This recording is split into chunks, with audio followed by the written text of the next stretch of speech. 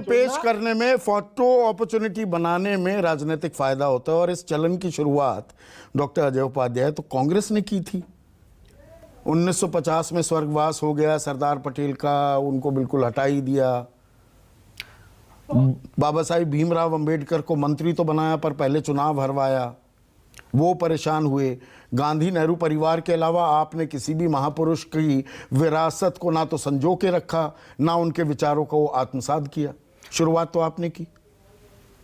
आपने जो प्रश्न किया है, आपके प्रश्नों का सही जवाब आज देश की जनता इन लोगों के माध्यम से दे रही है। जिस तरह की राजनीति में सिर्फ कहीं ना कहीं अपनी सत्ता लिप्सा दिख रही है, जो आज का डिबेट आपका रहा है, कांग्रेस पार्टी कभी भी इस आधार पर नहीं चली। कांग्रेस पार्टी का एक ही आधार था कि देश का लोकतंत्र कैसे मजबूत होगा। लोकतंत्र परिवार था। नहीं, गांधी नेहरू परिवार ने यदि समय दिया, उनको देश की जनता ने उनको उन पर आशीर्वाद दिया, उनके विश्वसनीयता और वैधता थी। भारत रत्न से सम्मानित कर दिया जवाहरलाल नेहरू ने 1957 में, इफ आई रिमेंबर करेक्टली। 90-91 में बाबा साहिब भीमराव अंबेडकर और सरदार पटेल का नंबर आया। आपने लेकिन उस डिबेट को भी देखा होगा, जब उनको भारत रत्न से सम्मानित करने की बात थी तो उन्होंने उसका विरोध व्यक्तिगत तौर पे किया था। और ये वर्णित है, लिखित है। जहां तक बात आज की बात है और प्रतिमा और मूर्तियों की जो आवरण की पॉलिटिक्स हो रही है, मुझे लगता है कि उस पर कहीं ना कहीं उनके विचारों पर भी कुछ बात होनी चाहिए। स्टैच्यू ऑफ यूनिटी तो सरदार पटेल की बीजेपी ने बनाई ना। ये क्या बनाया?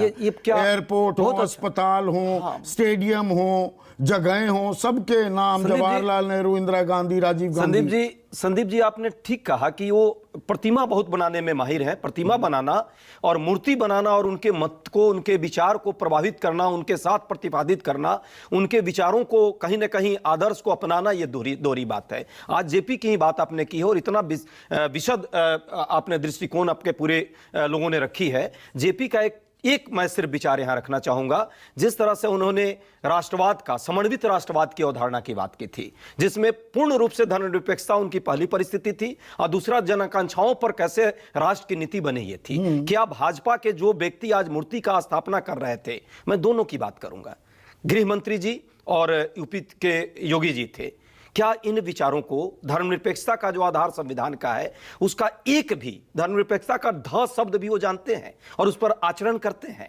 देखा ना आपने कैसे कभी भाजपा हारेगी बिहार के चुनाव में तो कहां पटाखे उड़ेंगे, जब दिल्ली में वोट डालेंगे तो कहां पे करंट लगेंगे। ये बात करने वाले, 80-20 करने वाले, हिंदू मुस्लिम करने वाले, कब्रिस्तान शमशान करने वाले लोग आज जेपी के आदर्श की बात कर रहे हैं। और दूसरी बात, जन आकांक्षाओं से राष्ट्र की अभिव्यक्ति होती है। आप भी जेपी की बात कर रहे हैं, नहीं, हम कर रहे हैं संपूर्ण क्रांति इंदिरा गांधी के खिलाफ की। हाँ, वो हालांकि उनका पत्राचार भी चलता था और वो चिट्ठियां भी लिखते थे एक दूसरे को, पर वो धुर विरोधी के तौर पर भी आए, एक बड़ा आंदोलन खड़ा कर दिया। एक दौर था और मैं मानता हूं, हम लोग मानते हैं, उसके लिए हमने क्षमा भी मांगी है देश के सामने, और देश ने इंदिरा जी को माफ भी किया। 2080 आपने 1980 के बाद देखा, उन्होंने भारी बहुमत से सिर्फ उन्होंने जीत दर्ज नहीं की, उसके बाद 20 साल तक कांग्रेस की सरकारें अलग अलग दौर में रही। एक मिनट अजय भाई,